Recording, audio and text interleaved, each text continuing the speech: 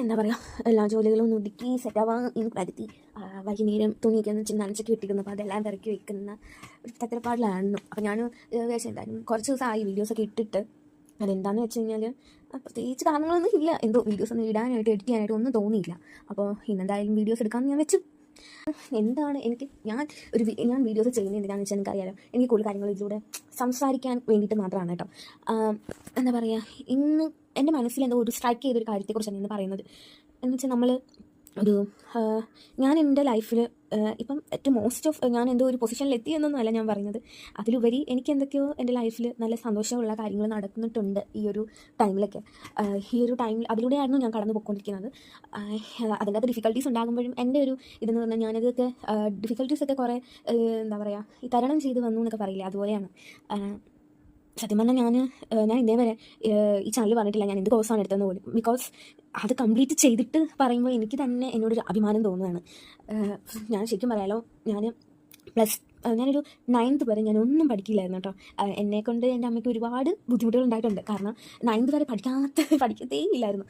Means സ്കൂളിൽ നിന്നൊക്കെ വിളിച്ചിട്ട് പറയും പഠിക്കുന്നില്ലേ കുട്ടി, എങ്ങനെ പഠിപ്പിക്കും, അങ്ങനെ വരെ ചോദിക്കുന്ന സാഹചര്യം വരെ ഉണ്ടായിട്ടുണ്ട്. എനിക്ക് പേര് പോലും എഴുതാൻ അറിയാൻ പറ്റാത്ത സാഹചര്യമായിരുന്നു ഒരു 4ാം ക്ലാസ് വരെയൊക്കെ. അവിടെ നിന്നൊക്കെ എങ്ങനെയൊക്കെയോ കയറി വന്നതാണ്. ആ ഒരു ടൈമിൽ എൻ്റെ അമ്മയ്ക്കും അച്ഛനും ഞങ്ങളുടെ ഫാമിലിയുടെ ഇഷ്യൂസ്, അല്ലെങ്കിൽ അവർക്ക് ഫിനാൻഷ്യൽ ഇഷ്യൂസും പ്രോബ്ലംസും കാര്യങ്ങളും ഉള്ളതിൽ അവർക്ക് തന്നെ അധികം പഠിത്തത്തിൽ ശ്രദ്ധ ചെലുത്താനായിട്ട് കഴിഞ്ഞിരുന്നില്ല. ഓഫ് കോഴ്സ് എൻ്റെ അമ്മയൊരു ടീച്ചറാണ്. സോ അതുകൊണ്ട് തന്നെ ഞാൻ പഠിക്കാതിരിക്കുമ്പോൾ അത് കൂടുതൽ അഫക്റ്റ് ചെയ്യുന്നത് എൻ്റെ അമ്മയെ തന്നെയായിരുന്നു.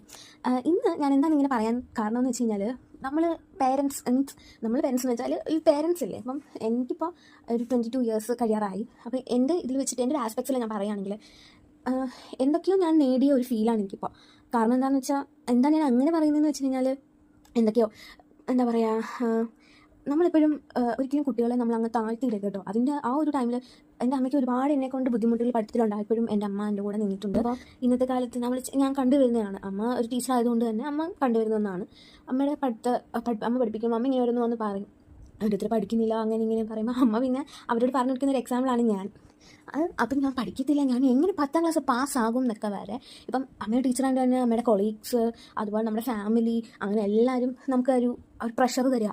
സോ അമ്മയ്ക്ക് ഒരു പ്രശ്നമാണത്, എനിക്കൊരു പ്രശ്നമാണത് അല്ലേ. അങ്ങനെ ഒരുപാട് പേര് പഠിക്കത്തില്ല, അവൾക്ക് മാർക്കൊന്നും കിട്ടത്തില്ല, അവളെങ്ങനെ പാസ്സാകും, 10 പാസ്സാകും അവൾ, ഒക്കെ A+ വല്ലതും കിട്ടുമോ, അങ്ങനെയൊക്കെ അനവധി ചോദ്യങ്ങളിലൂടെയൊക്കെ ആയിരുന്നു ഞാൻ കടന്നു വന്നത്. സോ എന്തായാലും 10ാം ക്ലാസ്സിൽ വലിയ രീതിയിലൊന്നും ഇല്ലായാലും 5 A+ഉം ബാക്കി എല്ലാത്തിനും മോശമില്ലാത്ത രീതിയിൽ Aയും Bയും ഒക്കെ കിട്ടി. അതിലെനിക്ക് ഏറ്റവും എടുത്ത് പറയേണ്ട ഒരു കാര്യം എന്ന് പറഞ്ഞു കഴിഞ്ഞാൽ, മാത്സ് എനിക്ക് ഇഷ്ടമല്ലാത്തൊരു സബ്ജക്റ്റായിരുന്നു. അതിൽ എനിക്ക് C ആണ്